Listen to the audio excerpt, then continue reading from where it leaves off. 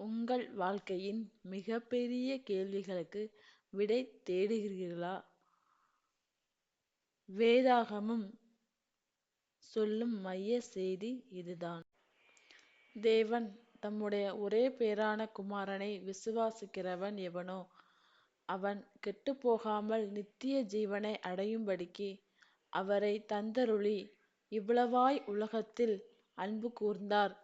யோவான் 3:16. தேவன் இவ்வளவாய் உலகத்தில் அன்பு கூர்ந்தார். இந்த அன்பு சாதாரணமானதல்ல, நிபந்தனையற்ற எல்லையற்ற அன்பு.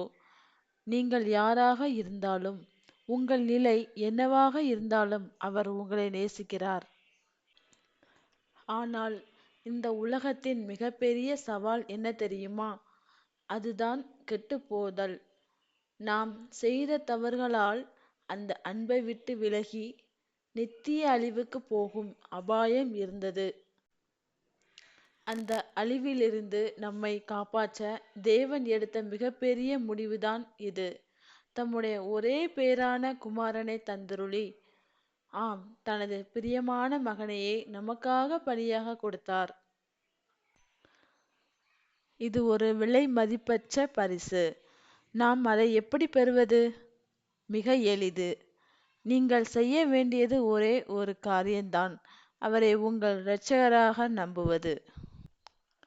இந்த விசுவாசத்தின் வெகுமதி என்ன? அதுதான் நித்திய ஜீவன். அழிவிலிருந்து விடுதலை பெற்று தேவனோடு என்றென்றும் வாழும் ஒரு புதிய மகிமையான வாழ்க்கை. தேவனின் அன்பு உங்களுக்காக காத்திருக்கிறது. இன்று நீங்கள் இயேசுவை விசுவாசிக்க தயாரா? இந்த சத்தியத்தை ஏற்றுக்கொள்ள நீங்கள் செய்ய வேண்டியது உங்கள் விசுவாசத்தை அறிக்கையிடுவது மட்டுமே. தேவன் தம்முடைய ஒரே பேரான குமாரனை விசுவாசிக்கிறவன் எவனோ அவன் கெட்டுப்போகாமல் நித்திய ஜீவனை அடையும்படிக்கு அவரை தந்தருளி இவ்வளவாய் உலகத்தில் அன்பு கூர்ந்தார். யோவான் 3:16. இந்த வார்த்தை உங்கள் இருதயத்தை தொட்டிருந்தால் மற்றவர்களும் அறிய பகிருங்கள். மீண்டும் ஒரு சத்தியத்துடன் நாம் சந்திப்போம். நன்றி.